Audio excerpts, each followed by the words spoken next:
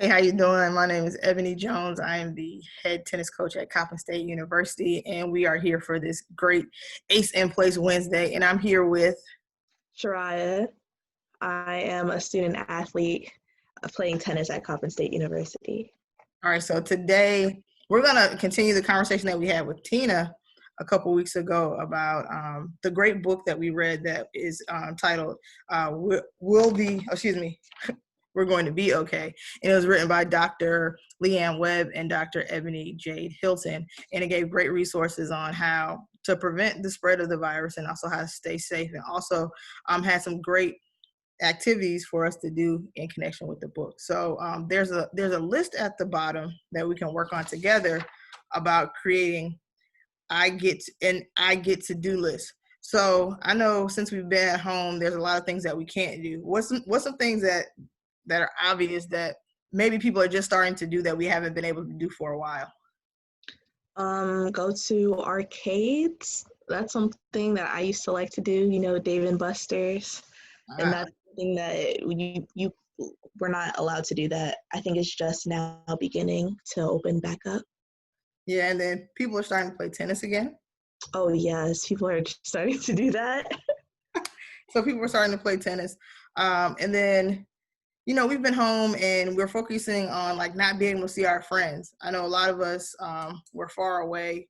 It's kind of harder to get in touch with people because we're so busy doing things like going to school and still having to interact with like work meetings.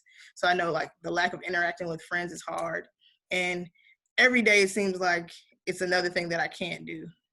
For a lot of kids, they missed out on just end of the year culmination, ceremonies like graduations, promotion ceremonies, and you're feeling like there's not much I can do. But today we're going to work together and go through some things that we can do. So, Shariah, what are some things? So there's an example on the page. If you see, I can wear my Halloween costume every day. So in actuality, we're not getting up to go to school, so you can pretty much wear whatever. So what's something that you're wearing often? My pajamas. I'm wearing them practically 24/7. Whatever I wear to sleep, I shower and I change into new pajamas, and that's how I go about my day. Fresh PJs throughout the day, and it's kind of like it's t-shirt, shorts, and you're just lounging. It's a great feeling. So that's a plus because I know a lot of kids, they have to wear a uniform to school, and it's kind of like mundane. Yeah. You got to get up and make sure you're right and prepped and ready to go out the door. And now you're preparing to usually be in a space in your home, so that has to be a little bit more easy for you. So what's one thing, if we're making a list of all the great things that we can do, what's something that you have on your mind? Something that I've been doing that I was very, very excited that I get to do is I've been learning to cook new recipes. Yeah, I like the idea of, because I'm not having to eat the same things in school all the time, I get to try new things and try the new recipes that I never thought that I'd have the time to be able to cook. What's the best thing that you've cooked since we've been home or locked down or quarantining, as people are saying? The thing that my family liked the most so far is beef patties, the Jamaican beef patties that I made, but I made them vegetarian. Because I was just about to say, you don't eat.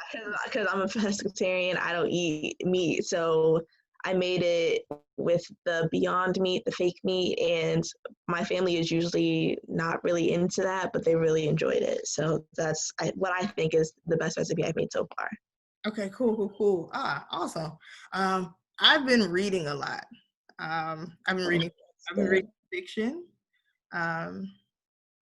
self-help, even though it's self-help. Like if you need help, first you go to yourself.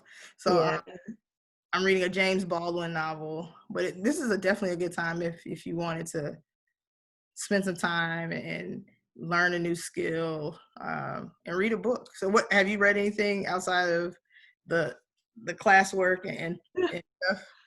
I think just because exam season just ended, I haven't really wanted to pick up a book just yet, but I know that's on my radar of things to do up next. I just need to find the books that I feel like interest me the most, and then I'm definitely going to start reading a bunch of new books. Oh, nice. So what's the thing off of your list? Practice a foreign language. I'm inside all day, so I'm like, I might as well start learning something new so when I can go back outside, it's useful and I can talk to a bunch of different people I've never been able to speak to before. So what are you thinking? We have a few people from a few different countries on our team. Oh, yes. Would maybe Portuguese? The language that I'm trying to learn? Yeah. No, surprisingly not Portuguese. I've been trying to learn French because Spanish has been something that I've been taught all my life. So like I have a pretty decent understanding of Spanish, but even though I'm not able to speak it, so that's not really the first thing that I thought to learn, just because it's something that's kind of already something that I'm comfortable with. So I decided to try to pick up French, and I'm trying to learn the basics right now. That should be interesting. That should be really interesting. I don't speak any French. Sorry. I would have something clever or something to like, but it's out of my wheelhouse. Nope. But so cooking, reading, learning a new foreign language. What else? Probably playing board games. Where a couple years ago, we used to have a lot of blackouts, so all the lights would turn off and we wouldn't have anything to do because the electricity was gone. So my family stocked up on a bunch of different types of board games like Jenga or Monopoly or just checkers and chess. So we are all pretty good at all of those things, and it's become more of like a competition whenever we all want to play at the same time. So playing board games. Oh, nice. That's sweet. That's sweet. So there's a game that everyone likes. If you've ever played it, I'm sure once you played it for the first time, you'll fall in love. It's a game called Uno. It's a very serious game. Now, that's intense. Yes, it gets very intense. Like people that are usually not competitive or going, they get real serious about Uno. And that's cool. It's a fun game. Oh, yes, it is.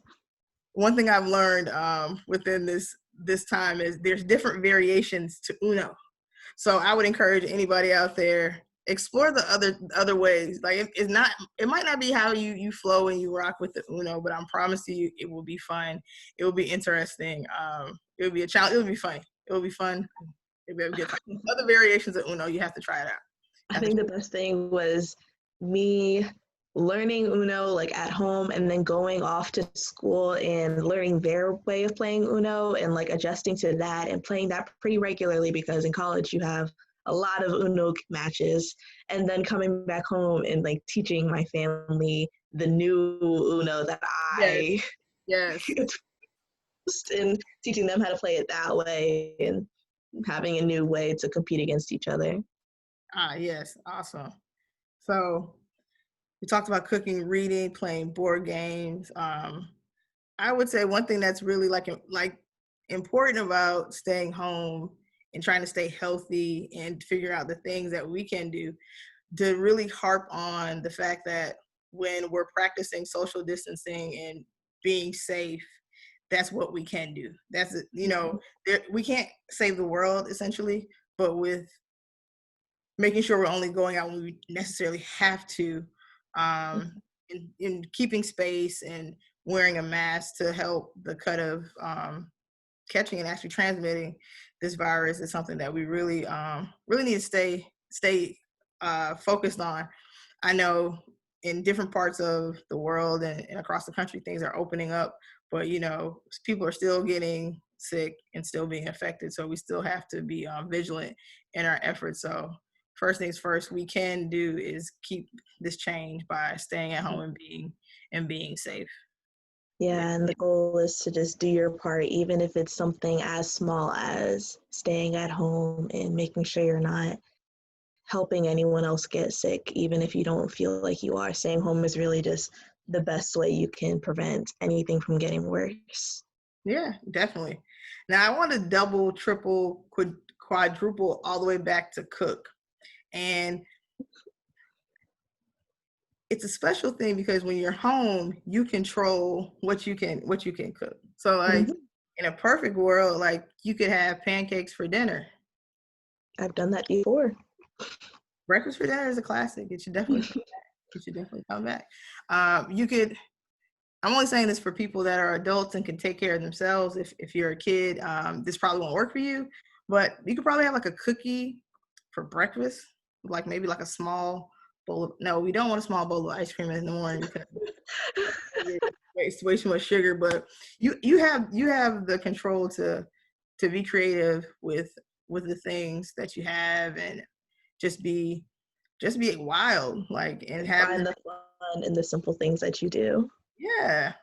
I enjoy like just making like a struggle meal, which is whatever's in the fridge. We can probably make a pasta out of it if you have some spinach, tomatoes, garlic, and noodles, maybe a little parsley. Oh yeah. Something in my house my sister does is she gets the ramen noodles, but she doesn't use the packet and she uses as many seasonings as she feels like will be good, and she makes a completely different flavor. That's nice. Something that's like cooking that's different than normal. Yeah, so I think if we focus on like the parts of this that we can control and try to make happiness in our lives and keep the quality of our lives up, you know, we can do that. But it's just taking the time to be a little bit creative. Definitely. So, Ms. Dunwell, it was really nice talking to you, and I hope that you continue to be safe and healthy, and I'll see you soon. Thank you, you too. Bye. Bye.